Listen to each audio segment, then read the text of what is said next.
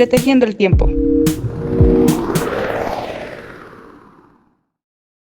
Bienvenidos a la segunda parte del quinto especial de Impronta. Entretejiendo el tiempo. Especial de la muerte, segunda parte, veneración a ancestros. Hoy es el día 2 de noviembre, como sabemos es el último día de toda la festividad del Día de Muertos aquí en México, con la de los fieles difuntos. Ya más o menos habíamos comentado en la parte anterior por día quiénes vienen, dependiendo la muerte, o incluso dependiendo la edad en la que moriste, como es el caso del 31 que llegan los niños. Entonces, en base a esto, pues ya habíamos platicado un poquito de lo que vamos a comentar el día de hoy. La veneración de ancestros, que viene muy de acuerdo a la memoria y aspectos más incluso políticos como legitimar o dar poder. Entonces, esperemos que esto siga siendo de su agrado y esperemos que hayan podido disfrutar de una celebración de Día de Muertos fascinante, con obviamente una ofrenda y obviamente hayan tenido el tiempo de recordar a aquellos que pues ya han fallecido incluso en esta pandemia. Sí, como mencionó Fati, bueno, más bien en el programa pasado hablamos un poco al final sobre lo que vamos a hablar este día. Perdón si suspiro mucho, es que como estoy enferma no puedo respirar bien. Que es lo del culto a los ancestros. Mencionamos un poco sobre cómo es distinto un ancestro que un muerto común y cómo por eso muchas pues, en sí relativamente hay pocos entierros de la época prehispánica que encontramos, ¿no? Porque no se enterraban a todos, sino a ciertas personas solamente. Algo que hicimos en la parte anterior fue justo un poco este proceso del pensamiento humano para darle un tratamiento especial a aquellos que mueren, ¿no? Estabas hablando de estas etapas de este investigador Petit, y con esto pues también incluso un poco de comparación con ciertos comportamientos animales. Sin embargo, justo estábamos diciendo, ¿no? La diferencia ya de el comportamiento humano en la muerte. Y también ya estábamos hablando, ¿no? Un poco sobre cuando ya hay una religión institucionalizada, cuando ya hay un proceso mucho más complejo, que obviamente la cultura material te habla de justo un tratamiento mortuorio sofisticado. Entonces, ¿qué tiene que ver la veneración en todo esto? La veneración de los ancestros.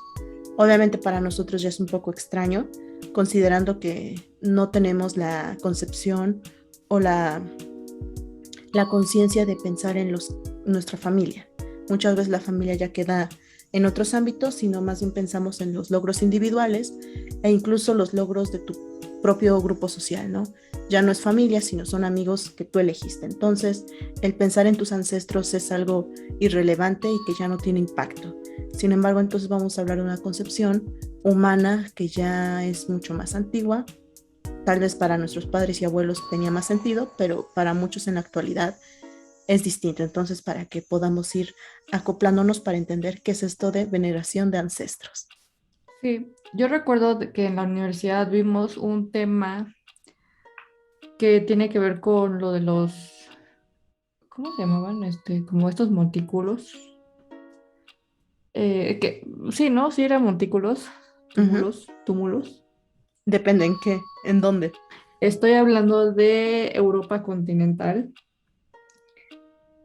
con los anglosajones, por ejemplo. Ay, perdón. Ellos tenían, me acuerdo que vimos que los túmulos funerarios, sí, eran túmulos, ¿no? Sí. Bueno, estos túmulos los construyeron, o sea, si tú los ves literalmente parecen como mini cerritos, pero en realidad son tumbas.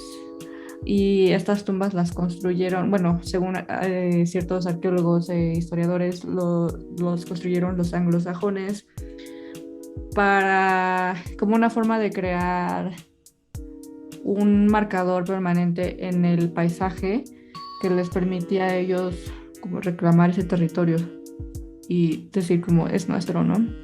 Obviamente esta práctica no se limitó solo a los anglosajones, hay varias culturas de Europa continental que también lo hacían. Por ejemplo, me acuerdo de una cultura que se llama Hallstatt, que existió en Europa central entre 750 y 400 antes de Cristo, y ellos utilizaban cámaras de entierros dentro de como pequeños montículos, y era una forma de conmemorar a sus miembros de la sociedad, miembros élite que ya se habían muerto. Al respecto, vale la pena el definir esto que ya mencionamos, que es veneración, porque quizá para nuestros oídos laicos sea un poco incluso ofensivo o tener un aspecto que simplemente denota una religión que se utiliza o que se practica en la actualidad. Sin embargo, veneración tiene una acotación que también significa sentimiento de profundo respeto y admiración, inspirada por la dignidad, la virtud y los méritos de una persona. Incluso también el culto a cosas sagradas. Entonces, con esto no simplemente significa que tiene que haber una deidad o una religión. Recordemos que el proceso de, bueno, si es que lo entienden, para que una religión surja se requieren muchos aspectos, ¿no? Y no siempre significa que, más bien tiene que haber una concepción de Dios, y no siempre en las sociedades hubo una concepción de Dios, sino otro tipo de aspectos de veneración, como dijimos, a una persona, porque obviamente hizo cosas tan relevantes, tan importantes y asombrosas que las personas que lo recuerdan pues le dan este sentido a su muerte, ¿no? Que fue una persona sobresaliente y que vale la pena rendirle ese homenaje y esos honores a su dignidad, a sus acciones. Entonces con esto vamos a entender con esto veneración de los ancestros. Como dijimos, nosotros tal vez no recordemos más allá de nuestra abuelita o de nuestra bisabuelita. Pero ¿qué pasa cuando puedes recordar a tantos y tantos? Obviamente una manera de hacerlo es con la escritura, ya lo sabemos, por eso es que las primeras escrituras vienen también con aspectos de dinastías y de reyes. Qué mejor que para entenderlo, ¿no? De dónde viene tu poder. Pero esto es todavía muy reciente. ¿Cómo se hace incluso en lo que platicábamos, ¿no? Ya sea el paleolítico o ya el neolítico, que son las primeras sociedades mucho más organizadas y ciudades es cuando surgen acá. Sí, esto que mencionas de la veneración, que sea cuando respetas mucho a una persona, pues por eso muchas veces las tumbas que encontramos son de gente pues de los estratos más altos de la sociedad, ¿no? Como reyes, por ejemplo, gobernantes. Hay pocos ejemplos, bueno, pocos en comparación con entierros así de gobernantes que encontramos. Por ejemplo, un ejemplo es en la cultura, iba a decir cultura china, pero no es la cultura china. ¿Cómo se llama la religión? Bueno, más bien en el caso de los chinos, la veneración de los ancestros se empezó a dar más o menos como en la dinastía Zhou, creo, que fue en 1100 como 200 antes de Cristo. Y esto tiene que ver con el surgimiento del confucianismo, perdón si lo estoy pronunciando mal, y el daoísmo. Pero ellos veneran a sus ancestros, o sea, literalmente veneran a sus abuelitos y a sus tatarabuelos y así, no tanto porque quieren, porque en estas culturas se cree que los muertos pueden influir en la vida de los vivos, ¿no? O sea, que tu abuelita muerta puede ayudarte a que te vaya bien en la vida. Pero no los veneran porque quieren favores, sino más bien los veneran porque tienen como una responsabilidad filial hacia ellos. Y se liga con este rollo de respetarlos, ¿no? Y justo como a esta obligación que tienes de honrar a la familia, que para nosotros quizá entendamos por películas de Hollywood, que en general pues sí tienen un poco la idea central, que es justo tú perteneces a una familia que lleva muchas generaciones y que cada una se esforzó por hacer de su vida algo digno, ¿no? Algo de servir a la comunidad, de servir ya sea al emperador, si es que ya existía esta figura, y no faltarle al respeto a tus padres, ¿no? Entonces con esto tú manejas y cargas con esa responsabilidad a la familia.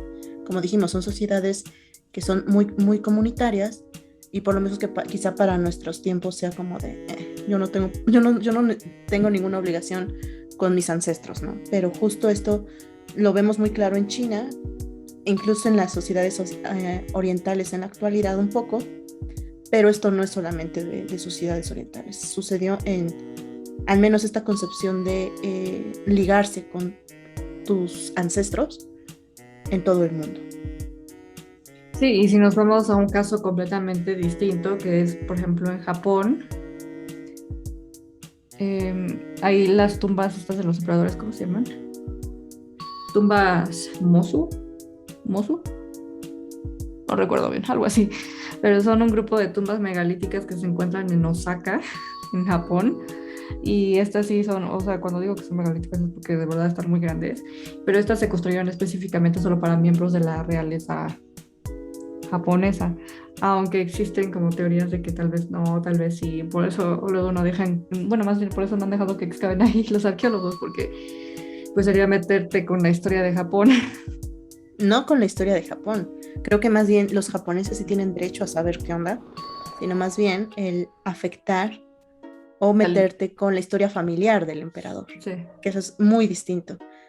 Sí, como lo decíamos en la entrega anterior, ¿no? O sea, no cualquiera tenía su pirámide. En el Antiguo Egipto son justo personas que necesitan también demostrar que ahí está tu ancestro, demostrar que tú tienes, tú importas ante la colectividad, ¿no? No es porque simplemente eres un comunero más, un campesino, y que por lo mismo necesites el saberlo. Aquí obviamente vienen dos aspectos de la veneración de ancestros distintas, y a la que tú te estás refiriendo, Fer, es justo el aspecto político de poder.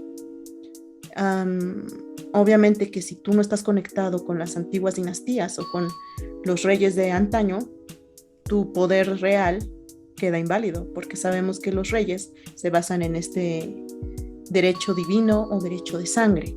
Sí. Entonces, si tú no tienes, en este caso, no es que queramos hacer chisme para los japoneses, pero el que nada debe, nada teme. Entonces, justo la mejor forma de poder relacionar a la actual familia del emperador con los ancestros sería justo un examen de ADN fácilmente, si es que aún se puede en los restos de los montículos de Osaka. Obviamente no se ha podido, pero por eso es que surgen estos rumores. Pero es a lo que vamos, ¿no? Si logras conectarlo con un antiguo rey, obviamente que eso te da prestigio y poder acceder a otro tipo de privilegios, ¿no? Eso lo vemos muy claro aquí en la conquista de México, cuando justamente muchos caciques empiezan a hacer sus genealogías, porque obviamente eso te conecta con el antiguo señor de estas tierras y con eso poder exigir privilegios fuera de los más iguales, ¿no? Por eso es que también actualmente tienen bien identificados a los descendientes de Moctezuma en España, porque obviamente lograron mantener una línea bien identificada que ahorita, si algunos dijeran, pues si queremos un rey en México, pues serían esta familia Moctezuma que vive en España, porque ellos perfectamente tuvieron a ese ancestro que fue un tlatoani, ¿no? Entonces, por eso es que también tenemos este aspecto de legitimar tu posición. Por eso es tan práctico incluso en nuestros días. Sí, de hecho me acuerdo haber leído de varios estudios que se le hicieron al esqueleto de un rey inglés, no considera Ricardo III, creo que sí. Y entonces compararon su ADN con personas, ¿cómo se dice? Con sus descendientes que todavía están vivos hoy en día, y llegaron a varias conclusiones, pero pues este es un caso, ¿no? O sea, obviamente si se ponen a hacerle estudios a los esqueletos de los monarcas ingleses, pues yo creo que sí van a encontrar ahí muchas cosas raritas. Pero pues mejor no hay que meternos en eso, dicen. No, pues a cualquier familia real, ¿no? Sobre todo, como dijimos, los reyes sí se basan en este privilegio de sangre, sí, no solamente por elección. Entonces, por ahí que no se haya registrado quizá alguna infidelidad o algún aspecto de que no fue con el rey, sino con alguien más, que eso afectó, aunque nunca estuviera escrito, obviamente eso se va a heredar y fácilmente un examen de ADN lo confirma. Pero eso puede pasar en cualquier no solamente la familia real inglesa, como dijimos, quizá, como dicen las malas lenguas en Japón, o cualquier otra de las que aún existen. Es muy fácil, por eso es que es tan importante tener los registros dinásticos, porque es la forma en que puedes tener derecho a ser rey, a tener, como dijimos, tierras, a tener sirvientes, a tener propiedades. Por eso es que también se necesita este ancestro en común, este ancestro importante. Pasando a otro ejemplo,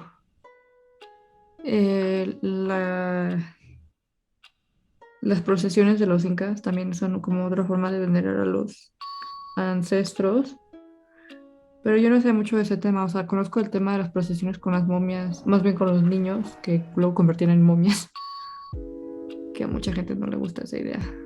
De hecho, yo siento que antes de pasar a eso, que es justo más reciente, incluso que todavía se mantiene un poco por el sincretismo en Perú, o en la región andina, creo que valdría la pena retomar esto de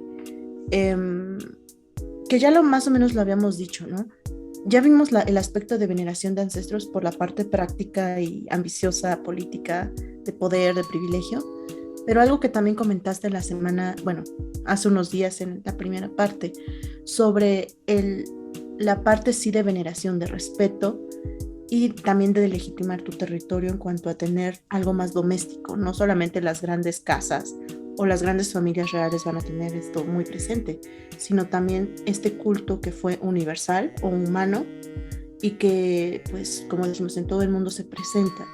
El por qué tener ahí a tu ancestro o tenerlo ahí enterrado en tu casa o ahí afuerita de tus dominios, o incluso, no sé, guardar algo de él, un cráneo o alguna otra cosa que te haga recordarlo, aunque ya no conozcas como tal ni su cara ni su nombre, pero sabes que es tu ancestro.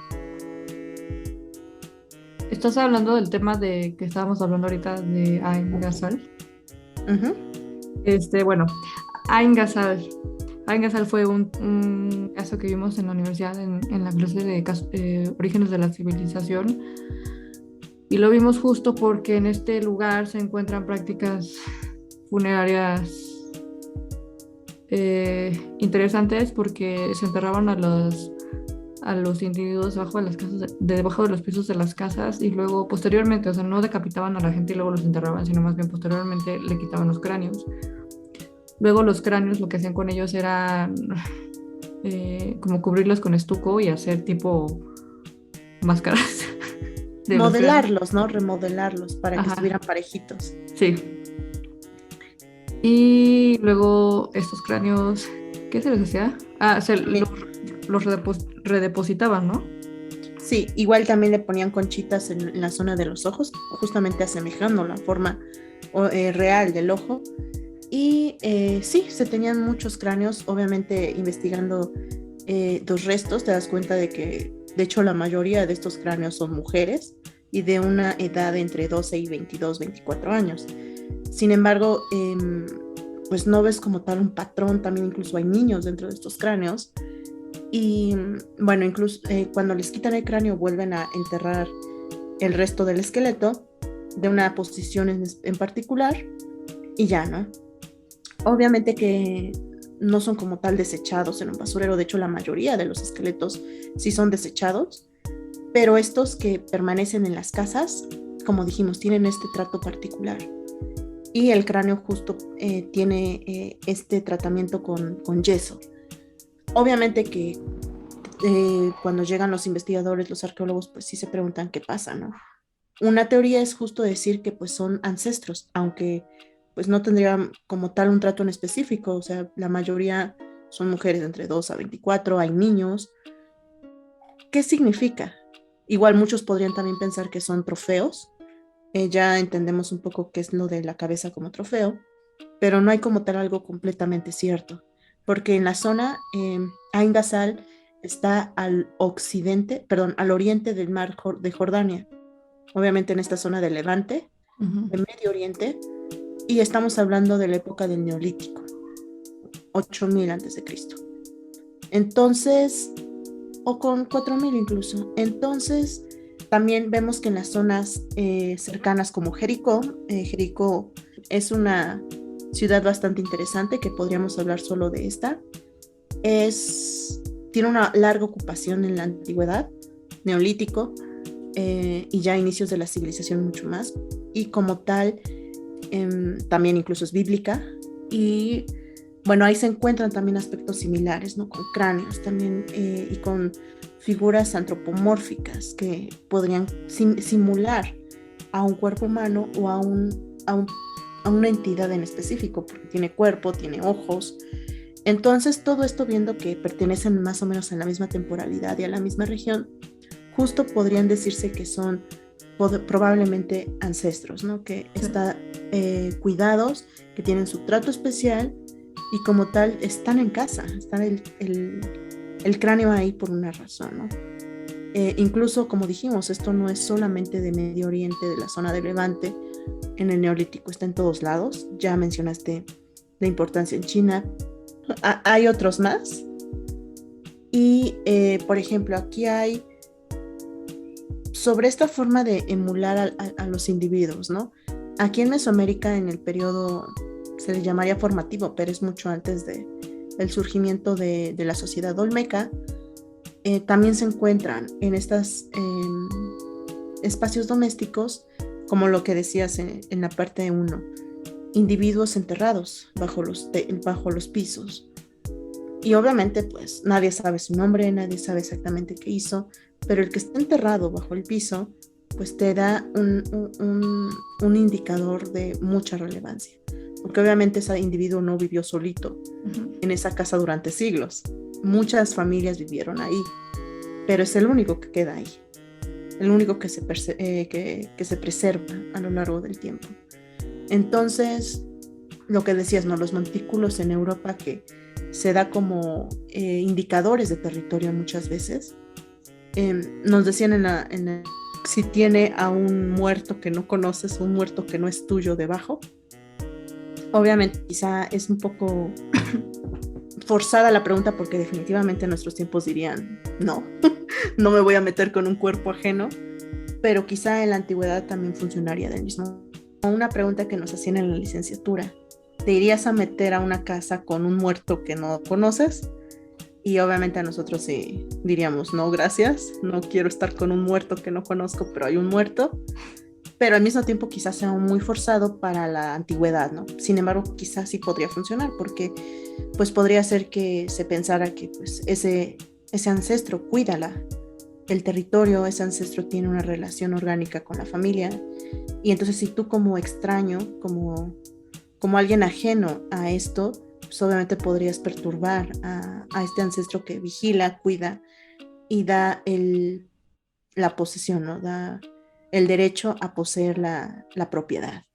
Entonces es muy, muy sencillo identificarlo, y como vemos, realmente el ser humano lo maneja a lo largo del espacio, ¿no? A lo largo del mundo. Es por eso la utilidad tanto de culto, porque sí te da como tal esta memoria, pero también sobre todo la parte práctica del derecho a poseer algo, ya sea desde una casa hasta poder sobre un territorio, hasta incluso el mandar como a los actuales o antiguos reyes y emperadores. Por eso es que su afán de conservar toda su genealogía. De hecho, algo que se nos olvidó mencionar ahorita con Ain Ghazal, que me acabo de acordar, eran unas estatuas que se encontraron ahí, no sé si te acuerdas. Son como unas estatuas bien raras. La verdad es que dan un poco de miedo. También se encontraron en Jericó. Ah, ¿también? Similares. Sí, o sea, están bien raras. La verdad es que sí sacan de onda cuando las ven. Pero se cree que fueron como estatuas que se crearon para venerar a ciertos ancestros. Y lo interesante es que se encontraban en varios contextos. O sea, algunos, por ejemplo, se enterraron en las casas, otros los quemaron y después los desecharon así como basura. Creo que también eran estatuas bastante grandes, o sea, no eran como figurillas así chiquitas, no, creo que sí eran grandes. Me estoy cortando, ¿verdad? Sí, pero mientras te digo, todo se va a grabar de tu lado, entonces, pues, aunque yo no te escuche tanto, le voy encontrando el hilo a lo que vas diciendo. No, bueno. Digo, no te preocupes, tú como se estás grabando y se va a quedar bien ahí registrado, espero. Bueno, sí, solo quería mencionar este caso de las estatuas porque me acordé ahorita No, y También. has dicho algo también importante. Justo el poder ya no solamente conservar el cráneo o algún resto, porque justo somos perecederos, pero lo que importa es justo la idea, ¿no? De tener ahí un antepasado que te da el derecho a exigir algo. Obviamente con eso puedes pasar esa entidad a una estatua, o alguna otra cosa que dure más tiempo, como estas Ujú. estatuas que mencionabas. Y tú dijiste, muchas se encontraron en destrucción, en distintas circunstancias. Justo si estamos hablando de que el ancestro en su mayoría te va a dar el derecho a exigir o a tener algo, ¿qué pasa cuando lo destruyen? Obviamente rompen tu privilegio o rompen tu derecho a tener algo. Sí. Y eso obviamente sabemos que los conflictos y las rencillas ha sido completamente normal a lo largo de la historia. Entonces, perfectamente si alguien domina en dónde se encuentra el derecho de un rey, de un gobernante, destruyéndolo, pues justo le arrancas esto. Y pues podría incluso considerarse iconoclasia, porque justo es la destrucción de símbolos importantes. Y como dijimos, no estamos hablando de religiones aún, sino más bien de algo que te da tanto el derecho a exigir algo como algo que merece respeto y dignidad. Entonces, se consideraría iconoclasia, aunque no signifique un dios o dioses, Ujú. sino es porque es algo importante a, a la comunidad o a la sociedad. Entonces, justo, perfectamente, si estos son tus ancestros, si yo destruyo tus ancestros, ya no tienes el derecho, ya no eres Sí. nadie, perdiste tu conexión con el pasado y ahorita perfectamente al ser nadie, pues te puedo tener como un héroe, como un esclavo, o te puedo matar, ya nadie me va a hacer nada, tus ancestros no me van a castigar porque los acabo de destruir, ¿no? Justo por eso también viene desde ahí la dignidad, si es que está bien empleado, el respeto a este tipo de, ya sea los cementerios, los entierros, ¿no? Porque obviamente aún queda esta cuestión humana de decir hay que tratarlos con cuidado, aunque pues, como decíamos, al final biológicamente, pues ya es un cuerpo en descomposición, es restos en descomposición que cualquiera pasa en el ciclo de la vida, pero que nosotros le damos un valor más allá, que justo sería ese respeto. Y si te destruyo, pues ya se acaba tu conexión con el presente que podría valer de algo. Sí, por eso hoy en día está muy mal visto que alguien vaya y saque tumbas de los cementerios. Que mucha Y, gente lo hace, pero bueno. perdón, Fer, te entrecortaste, pero puedes continuar. Ah, no, o sea, sí estaba diciendo que hoy en día, sí, como tú dijiste, no creo si fue en este programa o en el anterior, pero dijiste que no, que mucha gente luego dice, ay, sí, entiérrenme con todo lo que tengo, ¿no? Y pues esto da pie a que pues, haya muchos saqueos, pero interesantemente como que los cementerios, poca gente se mete. Sí hay gente que se mete y saquea las tumbas, pero poca gente lo hace. En cambio, tumbas arqueológicas, por ejemplo, entierros arqueológicos, son saqueados con mucha regularidad. O sea, siempre va a haber saqueos arqueológicos en tumbas y esto es porque pues estas personas probablemente ya no sienten como esta conexión que dices con esas personas que están enterradas, ¿no? Ya no les importa más bien. De hecho, esta parte de el pasado, tus ancestros, dándote poder para exigir algo, es algo muy interesante sobre cuando la arqueología probablemente no es tan sutil o no es tan adecuada para tratar algo que tiene un significado. Sobre todo en las primeras naciones, en los pueblos nativos de Norteamérica, bueno, Estados Unidos. Justo puedes encontrarte algún cementerio antiguo de estos pueblos y el arqueólogo va a llegar y va a decir, ahora le voy a estudiar a ver cuántos hay acá, patrones, lo que sea. Pero esas personas, esos individuos que están enterrados, son justo los ancestros de los actuales pueblos nativos. Obviamente que sí han habido problemas, ahorita no tengo bien los nombres, pero sí está documentado que justamente ellos se han enojado y han prohibido el estudio arqueológico en estas zonas, porque obviamente pues son sus ancestros y no puedes llegar simplemente tratándolos como sujetos de estudio convencionales, ¿no? Entonces es ahí cuando tienes que darles ese tratamiento de dignidad y no solamente como si fueran un, un tepalcate más. Y justo por eso es que muchas veces la arqueología también sirve para devolver la dignidad a las personas o sus derechos, porque justamente si estos ancestros están ahí enterrados, pero sus actuales herederos están muy lejos en las reservas, significa que esos territorios les pertenecen.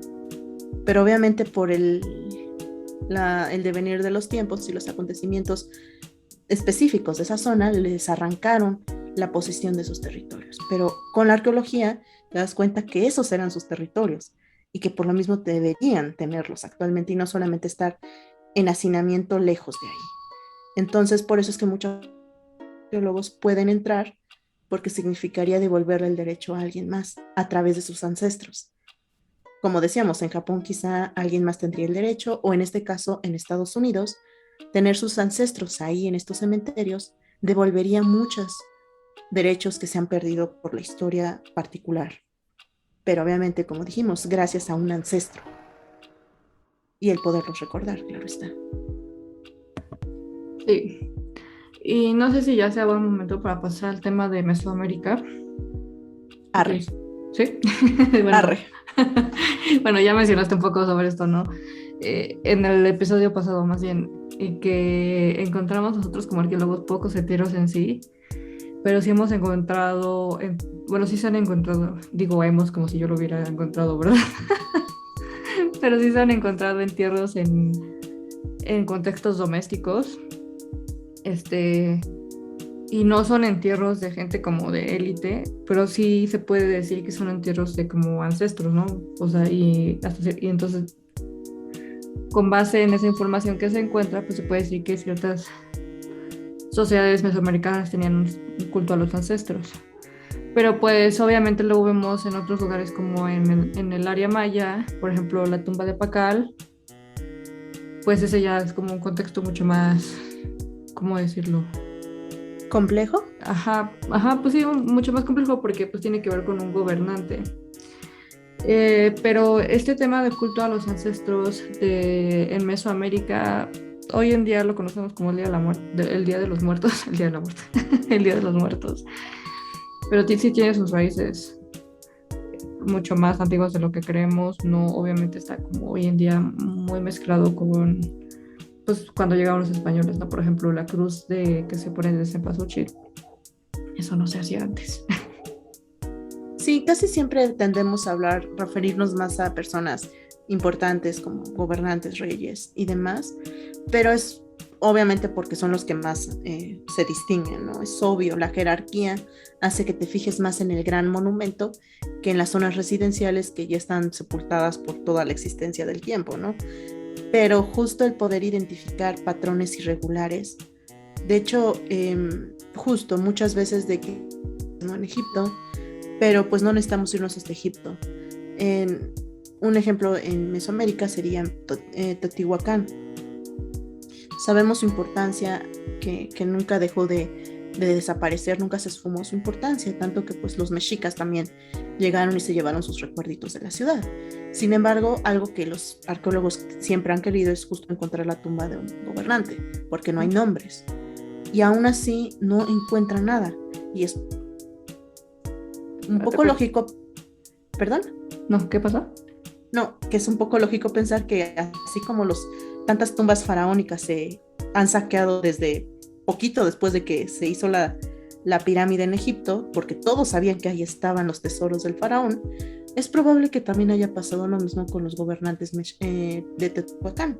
O sea, si todo el mundo sabía que ahí estaba Teotihuacán, que hasta los mexicas se llevaron sus tesoros o bueno, sus recuerditos, pues es muy probable que también por lo mismo se hayan llevado a algunas de las cosas del gobernante, ¿no? Entonces con esto, pues quizá para nosotros ya sea un desconocido, un anónimo, pero al mismo tiempo entendemos que sí pueden haber aspectos de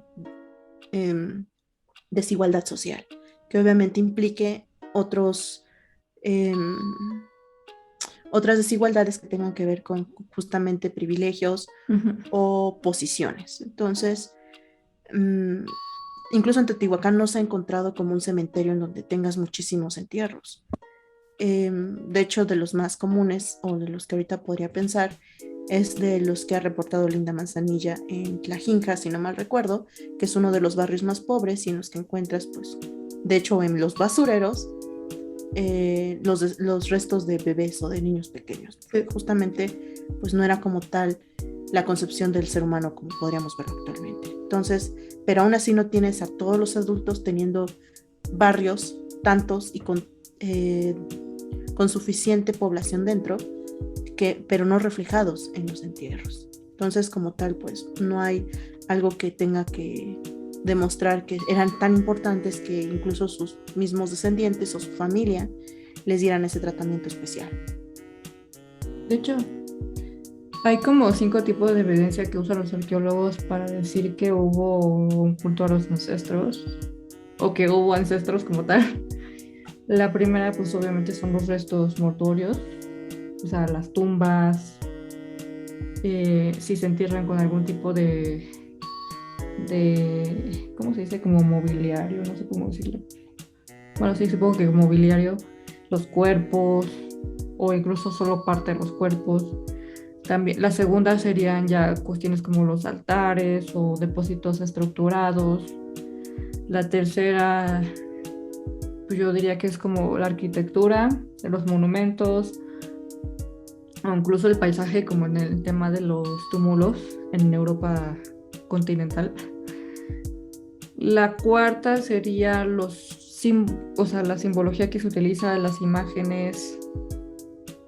Y la quinta, pues ya es cuestión más como documentaria, fuentes documentales como por ejemplo las fuentes etnohistóricas.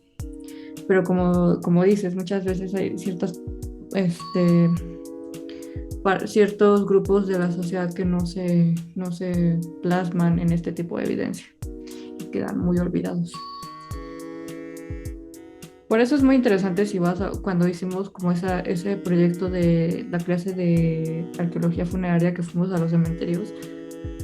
Pues hoy en día no es como si separan a la gente rica de la gente pobre, ¿no? Pues un cementerio es un cementerio hoy en día. Entonces es muy interesante ir y hacer un análisis de las tumbas y ver cómo tratan a las tumbas de acuerdo a ahora sí que cada familia.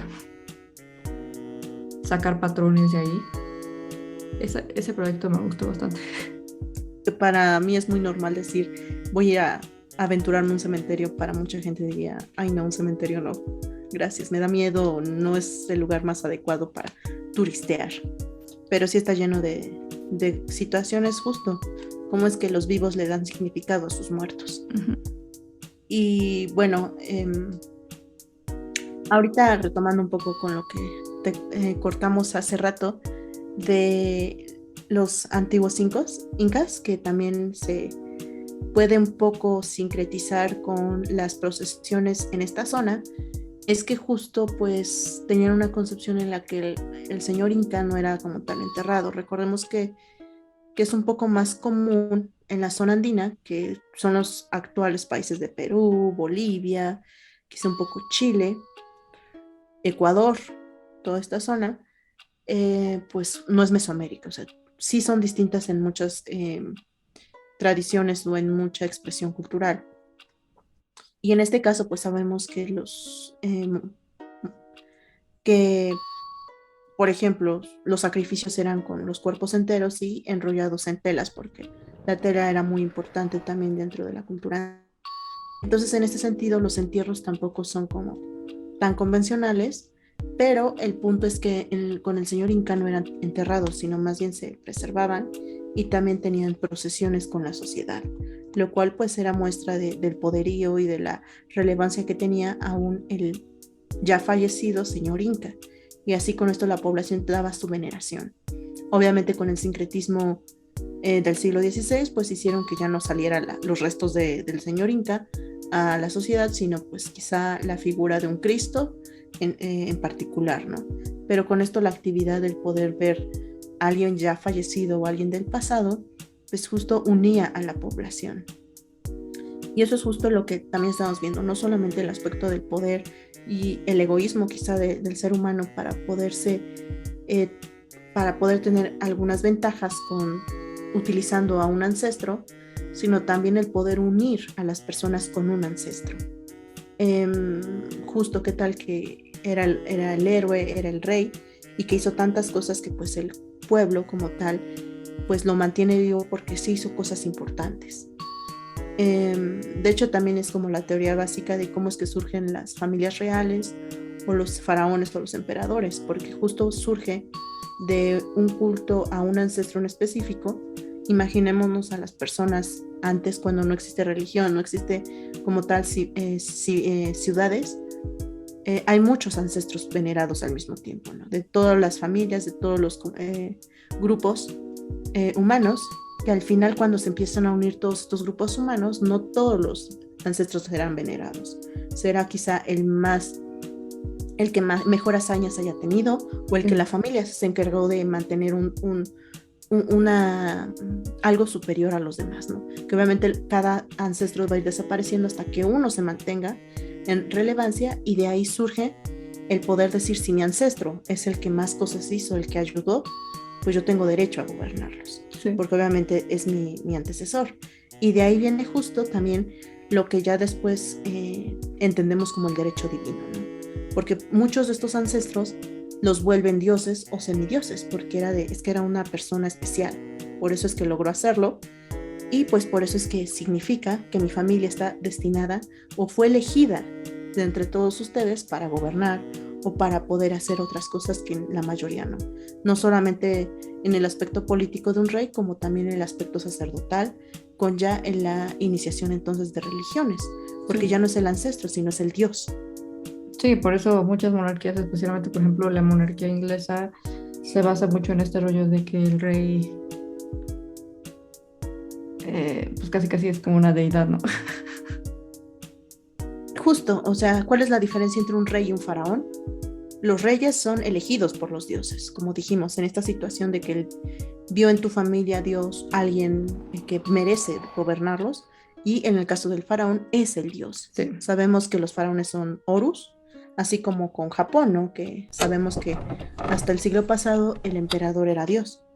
Sí. Sabemos, ¿no? Con la Segunda Guerra Mundial, pues ya les quitan el aspecto de deidad, pero es justo la posibilidad y lo que más acepta de la teoría sobre cómo surgen familias que son reyes, ¿no? No es solamente un consenso, al final ya no se vuelve un consenso, sino es como de, pues, ¿qué quieres? Dios ya lo eligió. Pero si nos vamos mucho más atrás, muy probablemente surgieron esas estrategias de poder posicionar a tu ancestro ya no solamente como una persona excepcional, sino ya dándole características de Dios. Por eso los faraones muchas veces se representan como dioses. Y por eso el afán de preservar la sangre, ¿no? Por eso es que los reyes usualmente no se casaban con cualquier persona. Se casaban entre ellos. Además, pero justo el poder mantener ese poder, ese privilegio, ¿no? Porque obviamente si Dios te eligió, no te puedes casar con alguien que, pues, ¿quién son, no? Sí.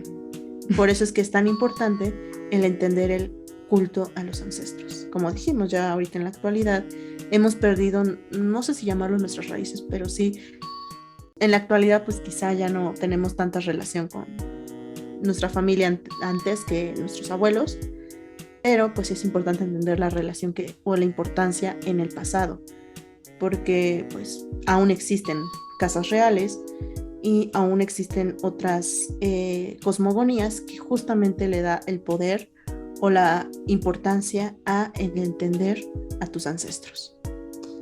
Yo diría que sí hemos perdido un poco como esa cuestión, porque por ejemplo en la celebración del Día de los Muertos, pues literal es una celebración que hacen 4 días al año y el resto del año es como casi como que se les olvida, ¿no? Y aparte se ha vuelto muy, ¿cómo decirlo? Pues como que ya se ha vuelto muy de la cultura popular, no popular, sino más bien como hollywoodense. Y la verdad es que ya siento que ha perdido ese aspecto de que realmente es una cuestión de veneración, ¿no? De darle respeto ancestros, a tus familiares que ya no están aquí, porque se merecen ese respeto y también porque quieres asegurar que estén bien, ¿no? A pesar de que ya están en otra vida, quieres saber que están bien. Entonces yo creo que sí hemos perdido un poco esa parte. Aparte, vi que están como poniendo, me enojó mucho, bueno, no me enojó, pero sí me molestó que vi, por ejemplo, que esta marca, no me acuerdo cómo se llama, pero es una marca francesa que sacó un perfume y luego dijo, ay, sí, y pusieron como una calavera y no sé qué, como tratando de ligarlo con el Día de los Muertos y yo así de, güey, qué chicos sí que ver tu perfume con eso.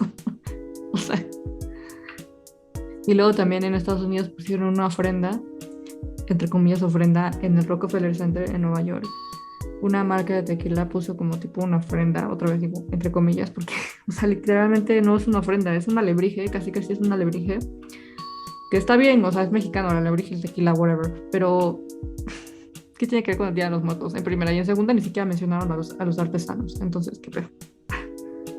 No tenemos que ir tan lejos a los extranjeros intentando conseguir con intereses económicos, tratando de asemejar a la cultura del Día de Muertos y todo que son muchos días.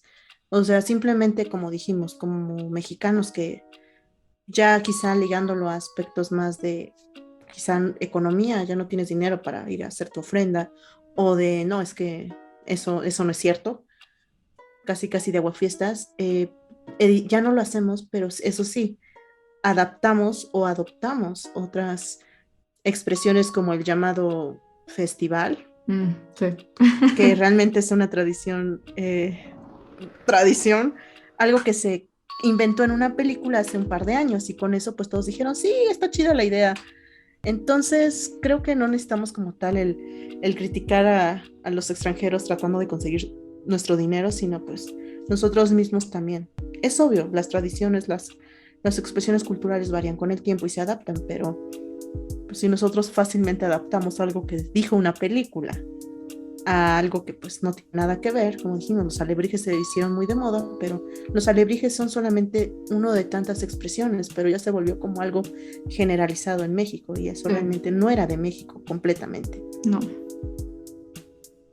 Y sí, la parte del recordar, del venerar, del darle la dignidad, devolver la dignidad a alguien que ya no vive, se pierde porque obviamente no nos interesa más que la diversión o el salir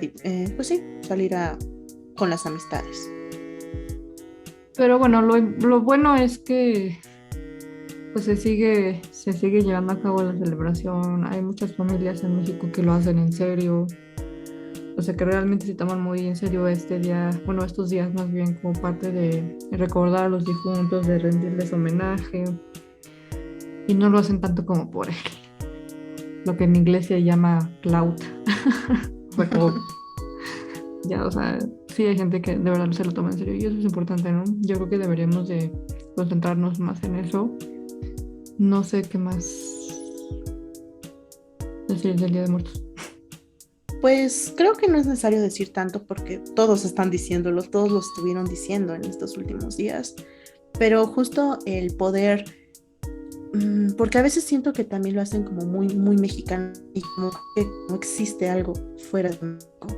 Y creo que con esto lo que siempre hemos intentado es, como decimos, ¿no? Entretejiendo todo, porque obviamente somos seres humanos con expresiones similares y con ideas similares. Entonces, realmente estas ideas de poder ser un poco más trascendentales, más profundos, el recordar lo que ya no está, existió y existe en muchos lados. Entonces, el poder tener también esa visión de conectarnos con en sí el género humano, a también poder disfrutar lo que nosotros en específico hacemos o solíamos hacer. Sí. Creo que eso sería lo bueno, entenderlo, que el 2 y demás fechas del Día de Muertos son solo una parte en el universo de la diversidad humana, en la diversidad cultural del ser humano. Y obviamente si les interesa, pues hay muchísimo sobre los ancestros, su importancia, como dijimos, política, pero también pues sentimental, que es incluso más reciente esta aceptación. Y también quizá darnos una crítica justo sobre cómo surge el poder. Sí, y también recordarles que, bueno, como dijo Freddy, o sea, no, el Día de los Muertos es un ejemplo, pero hay varios ejemplos de cultos a los ancestros que se llevan a cabo en el mundo. Ahorita se me ocurre, por ejemplo, uno en China, creo que se llama Shi, que básicamente es una ceremonia que se le hace a un ancestro. En Ghana también, ¿en dónde más? En Europa ya dijimos, pues en el venerar a los santos, en Roma, por ejemplo, también es otro tipo. O sea, hay varios. Los rituales, los ritos Shinto de Japón también es otro ejemplo. Son los que se me ocurren ahorita. Entonces, esto fue la segunda parte del quinto especial de la muerte de Impronta. Entretejiendo el tiempo.